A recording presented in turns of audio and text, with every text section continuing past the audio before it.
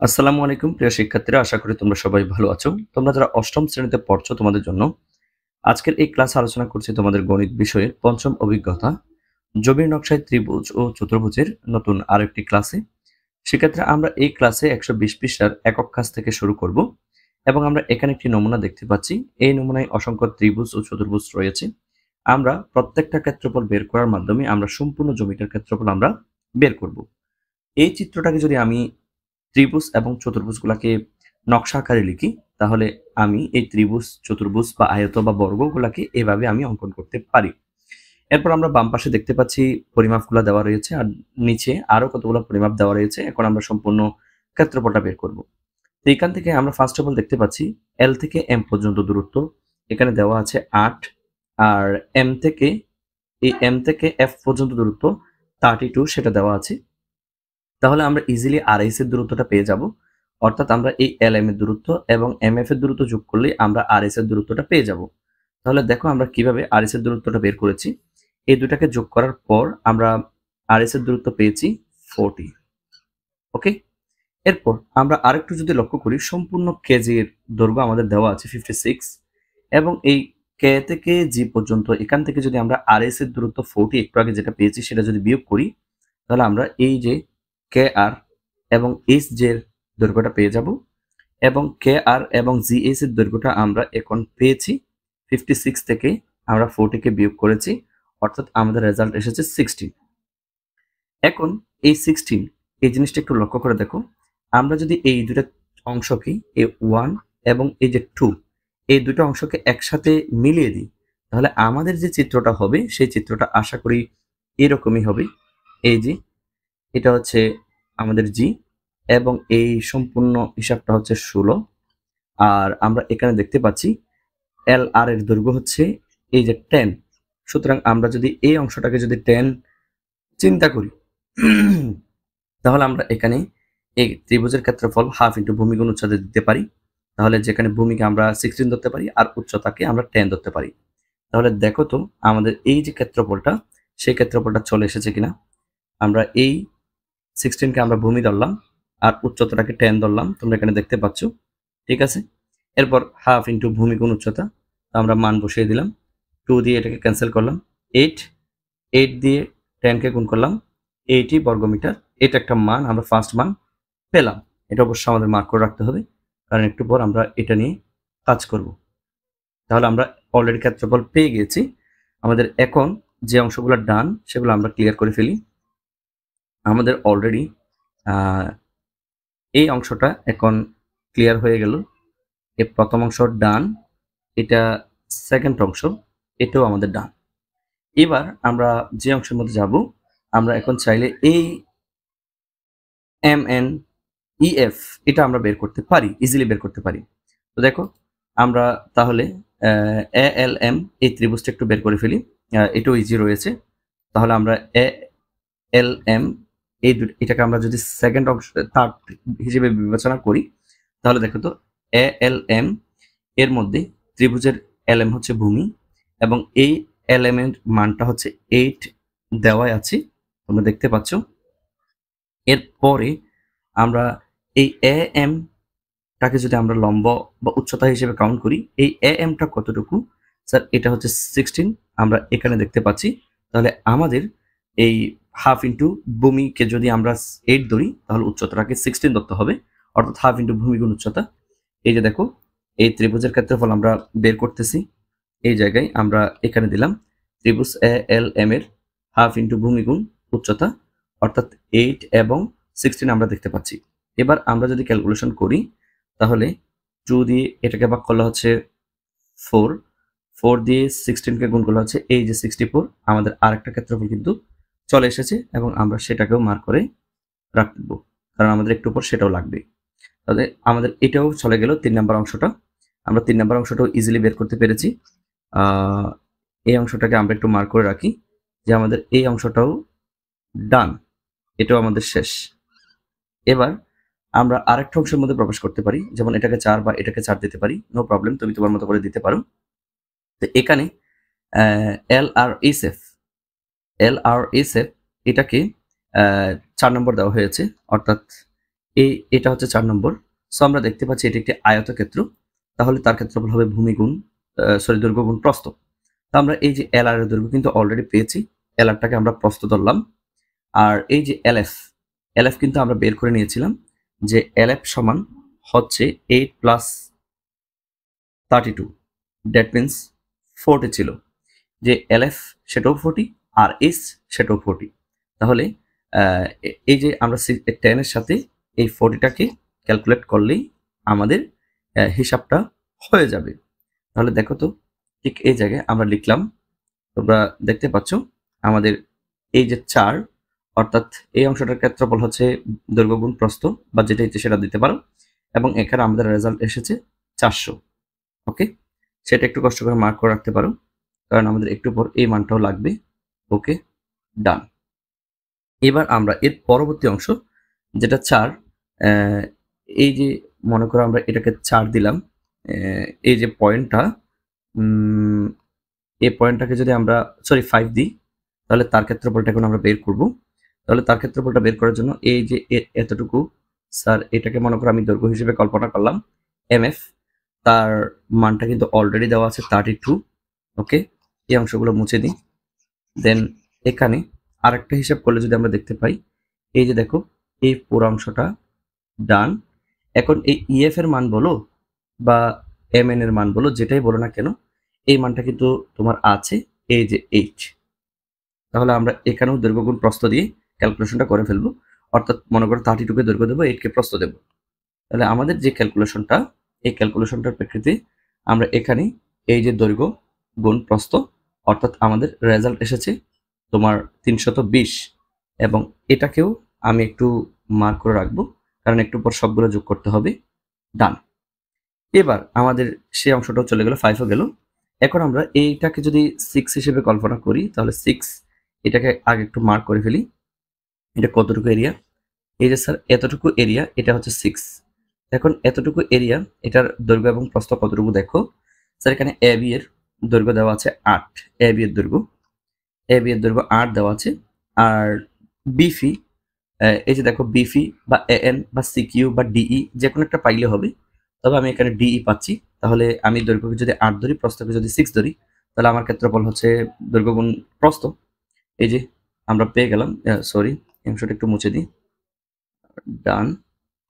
এই যে দেখো দৈর্ঘ্য গুণ প্রস্থ, অর্থাৎ এই দুটাকে গুণ করলে আমাদের রেজাল্ট এসেছে 48, এবং এটাকেও আমাদের মার্ক করে রাখতে হবে। ঠিক আছে, হয়ে গেল। এবং সর্বশেষ আমরা 7, এটাকে মনে করি আমরা 7 দিলাম, এটার ক্ষেত্রফল বের করছি। সেম, এখানে সিডি এর দৈর্ঘ্য বা কিউই এর দৈর্ঘ্য আছে কিনা দেখো, এই যে সিডি এর দৈর্ঘ্য কিন্তু এখানে আছে, আমরা দেখতে পাচ্ছি, এবং বাকিটা ডিই এর দৈর্ঘ্য, এই যে ডিই এর দৈর্ঘ্য। তাহলে এটাকে দৈর্ঘ্য ধরো, এটাকে প্রস্থ ধরে এর ক্ষেত্রফলটা বের করা যায়, 7 নম্বরটা। এবং আমরা এখান থেকে দেখো, এই যে দৈর্ঘ্য গুণ প্রস্থ, এবং এই দুটা গুণ করলে আমরা 96 পাচ্ছি। তাহলে আমাদের এটার ক্ষেত্রফল কিন্তু চলে এসেছে। এবার আমরা সবগুলো ক্ষেত্রফলকে যদি একসাথে করি, কোনটা কোনটা দেখো, এখানে আমরা দুইটা পেয়েছিলাম, একটা হচ্ছে 80 এবং আরেকটা হচ্ছে 64। আর ওই অংশের মধ্যে আমরা এখানে পেয়েছি টোটাল 4টা। তো সবগুলোকে যোগ করলে আমাদের রেজাল্ট এসেছে 1008 বর্গমিটার। তাহলে আমরা সম্পূর্ণ ক্ষেত্রের ক্ষেত্রফল কিন্তু পেয়ে গেলাম। অথবা তোমরা চাইলে এভাবেই ট্রাপিজিয়ামের সূত্র প্রয়োগ করে করতে পারো। যেমন এখানে আমরা দৈর্ঘ্য গুণ প্রস্থ ইউজ করেছি, বা তুমি চাইলে নিচেরটা তো ট্রাপিজিয়ামের ক্ষেত্রফল আর উপরেরটা তো ট্রাপিজিয়ামের ক্ষেত্রফল ইউজ করতে পারো। হাফ ইন্টু সমান্তরাল বাহুদের যোগফল গুণ লম্ব দূরত্ব। এই যে দেখো, সমান্তরাল বাহু হচ্ছে এই দুটার যোগফল গুণ এই যে লম্ব দূরত্ব, যেমনটা এখানে দেখতে পাচ্ছ। এর পরেরটাও সেম, এখানে আমি পেনটা চেঞ্জ করি। এই যে দেখো, এখন সমান্তরাল বাহু দুটা হচ্ছে এই যে একটা 40, আরেকটা হচ্ছে সম্পূর্ণ এটাকে ক্যালকুলেট করলে যত হয় আর কি 32 হবে, 32 হবে। তবে সেখানে একটা প্রবলেম রয়েছে, তাহলে হাফ ইন্টু সমান্তরাল বাহুদের যোগফল, এই যে গুণ লম্ব দূরত্ব। ঠিক আছে, তবে এখানে যেটা মেইন মিস্টেক সেটা হচ্ছে প্রবলেম, সেটা হচ্ছে এই অংশটা খালি জায়গাটা, এটা কিন্তু ফাঁকা ছিল। সো এই যে 8 ইন্টু 6, এটা আমাকে বিয়োগ দিতে হবে। ঠিক লাস্টে এসে এই যে দেখো 8 ইন্টু 6 আয়তক্ষেত্রটা আমি বিয়োগ দিলাম, এবং আমাদের রেজাল্টটা কিন্তু চলে এসেছে। সো তোমার যেভাবে ইচ্ছে সেভাবে তুমি বের করতে পারো, এজ ইউ উইশ, তুমি তোমার মতো করে বের করলেই হবে। সেক্ষেত্রে এরপর আমরা আমাদের যে বিদ্যালয়ের যে জমির নকশাটা ছিল সেই নকশাটার ছবি আমরা একদম এই অভিজ্ঞতার শুরুতে আমরা দেখতে পেয়েছিলাম, এবং এটাই ছিল আমাদের বিদ্যালয়ের নকশার ছবিটি। এবং এখান থেকে আমরা বিদ্যালয়ের ভবনের যে ক্ষেত্রফল সেটা পরিমাপ করব, বিদ্যালয়ের সম্পূর্ণ ক্ষেত্রফলটা পরিমাপ করব। এই হলো, এবং এই চিত্রটা আমরা এখানে আঁকবো। অলরেডি আমরা শুরুতেও এঁকেছিলাম। এখন আমরা এর পর যে প্রশ্নগুলো রয়েছে সেই প্রশ্নগুলো আনসার দেওয়ার চেষ্টা করব। তার আগে তোমাদেরকে বলে রাখছি, শিক্ষার্থীরা, মেয়ের 1 তারিখ থেকে আমাদের অনলাইন পেড কোর্সে সাইকেল 2 লঞ্চ হয়েছে। আমরা এখানে গণিত এবং বিজ্ঞানটা পড়াচ্ছি। এই বিষয়ে বিস্তারিত জানার জন্য তোমরা এই হোয়াটসঅ্যাপ নাম্বারে যোগাযোগ করতে পারো, অথবা তোমরা চাইলে আরফাত একাডেমির ফেসবুক পেজ এবং ফেসবুক গ্রুপ থেকে বিস্তারিত বিজ্ঞপ্তিটা জেনে নিতে পারো। আমরা আশা করছি সাইকেল 1 থেকে সাইকেল 2 বেশ ইনফরমেটিভ হবে, এবং তোমরা যারা এখনো পর্যন্ত অ্যাড হও নাই তারা অবশ্যই অ্যাড হয়ে যে ক্লাসগুলো ইতিমধ্যে হয়ে গেছে সে কটা তোমরা অবশ্যই রেকর্ডেড ক্লাস পেয়ে যাবে। আর যারা এখনো পর্যন্ত আমাদের চ্যানেলটি সাবস্ক্রাইব করে নাই তারা অবশ্যই চ্যানেলটি সাবস্ক্রাইব করে আমাদের সাথে যুক্ত থাকবে, এবং এখানে তোমরা গণিত আর বিজ্ঞানের সকল ক্লাসগুলো কিন্তু পেয়ে যাবে। আর আমাদের এই আরফাত একাডেমি হোম ট্যাবে আসলে তোমরা অবশ্যই আরফাত স্যার নামের আরেকটা সেকেন্ড চ্যানেল তোমরা দেখতে পাবে। তোমাদেরকে অনুরোধ করবো আরফাত একাডেমির পাশাপাশি এই আরফাত স্যার চ্যানেলটি সাবস্ক্রাইব করে রাখার জন্য, কারণ এখানেও আমরা কন্টিনিউয়াস ক্লাসগুলো আপলোড করে থাকি। আর নিচে আসলে আমাদের সেই প্লেলিস্টগুলো কিন্তু তোমরা পেয়ে যাবে। ক্লাস 8 এর গণিতের জন্য আলাদা প্লেলিস্ট, ক্লাস 8 এর বিজ্ঞানের অনুশীলন বইয়ের জন্য আলাদা প্লেলিস্ট, এবং অনুসন্ধানী বইয়ের জন্য আলাদা প্লেলিস্ট কিন্তু রয়েছে। সুতরাং তোমরা ক্লাসগুলো করে অবশ্যই আমাদেরকে ফিডব্যাক জানাবে। ক্লাসগুলো তোমাদের কেমন লেগেছে অবশ্যই তোমাদের মতামত আমাদেরকে জানাবে। সেক্ষেত্রে এখন আমরা দেখতে পাচ্ছি তোমার বিদ্যালয়ের জমির মোট পরিমাণ কত, এটা আমাকে বের করতে হবে। ফার্স্ট অফ অল এখানে ভালো করে দেখো, এটা হচ্ছে আমাদের বিদ্যালয়ের পুরা এরিয়া, বাট এই অংশটা হচ্ছে শুধুমাত্র ভবন এরিয়া। তাহলে আমরা কিন্তু এখন সম্পূর্ণ এটা বের করব, এবং আমরা এই সম্পূর্ণ এটাকে যদি একটু টার্গেট করে দেখি, আমরা এখানে একটা আয়তক্ষেত্র দেখতে পাচ্ছি, এখানে একটা আয়তক্ষেত্র দেখতে পাচ্ছি, এখানে একটা আয়তক্ষেত্র, এখানে ত্রিভুজ ক্ষেত্র, এখানে ট্রাপিজিয়াম আমরা দেখতে পাচ্ছি। ফার্স্ট অফ অল শুরু থেকে হিসাব করতে পারো এবিজেআই, এটাকে মনে করো আমি নাম্বার 1 দিলাম, ঠিক আছে, বা আরেকটু মোটা করে দিতে পারি আমি এই অংশটা ক্লিয়ার স্পষ্ট ধারণা নেওয়ার জন্য। ওকে, তাহলে এটাকে আমি নাম্বার 1 দিলাম। এই এবিজেআই এটা হচ্ছে একটা আয়তক্ষেত্র। এরপর জেডিএসআই এই পুরোটাকে আমি নাম্বার 2 দিলাম, ঠিক আছে। এরপর হচ্ছে ডিইজিএস